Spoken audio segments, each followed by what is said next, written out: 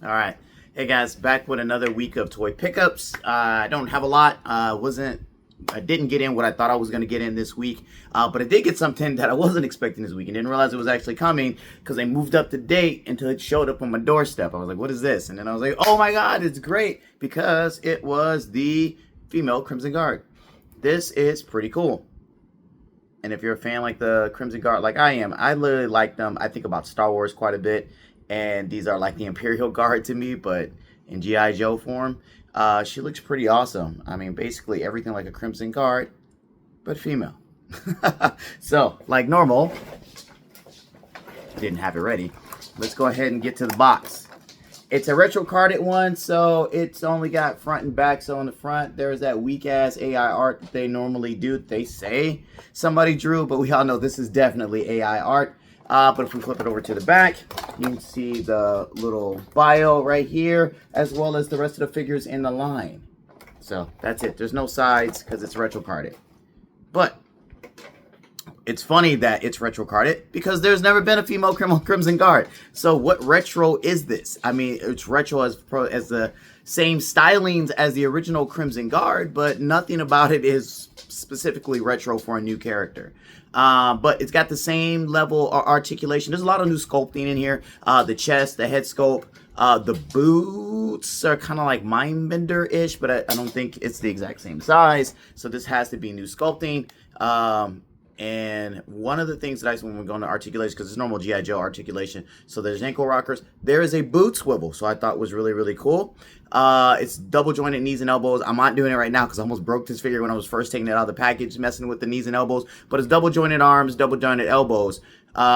There is not, and I'm going to remove the backpack real quick. There is not much forward crunch in here, even with her not wearing a full thing, but there's sculpting right here for the rest of the uniform, so maybe that's what's hindering it. But then lately, a lot of them have actually been, I guess, not as articulate with the forward crunch unless they have the actual cut in the belly. She does have butterflies, but they only seem to matter on the back. It doesn't go forward much, but if you turn it around to the back, you get more back movement than you get forward movement. So I guess if they're going to get her to go like, wow, that's exciting for that articulation. But more articulation is better than no articulation. Other thing that I noticed on here is that when we get to the crotch piece, don't be creepy, guys. When you get to the crotch piece, when you do the drop down, which is normal G.I. Joe classified thing, this piece is soft. And that's different than I've noticed on any of the other G.I. Joe figures. So when I was trying to push it back up in, I noticed that it kind of bent.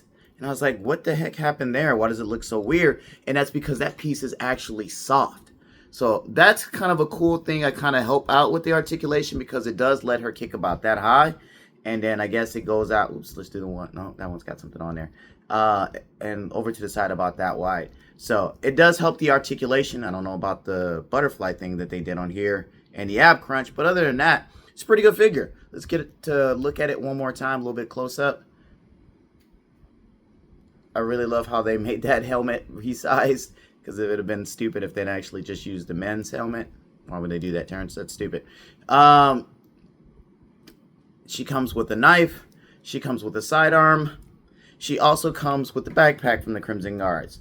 Now, one of the great things about the backpack is the Crimson Guards already come with a rifle and a bayonet, and the rifle and bayonet both fit on the backpack.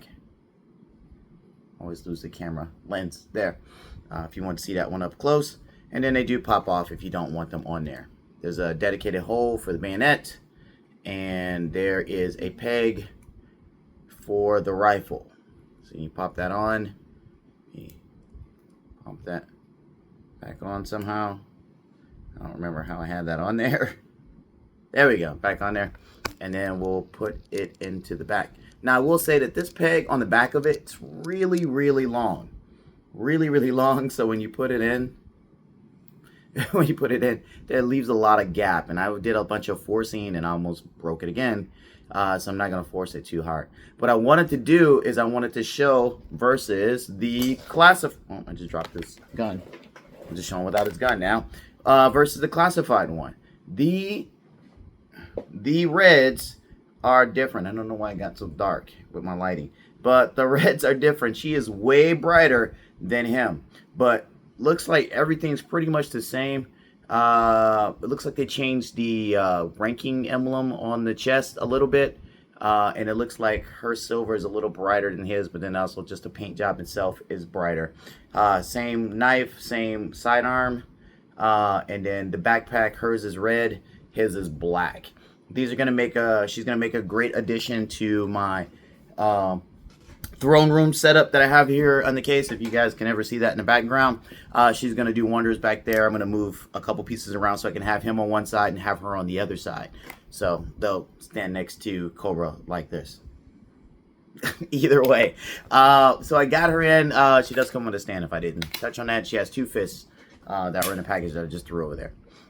So either way, that's all I got for her. Like I said, I didn't do a lot of articulation with her. One, because I've done a lot of G.I. Joe classified figures, and the articulation is quite the same. I just wanted to point out some of the things that were different with her.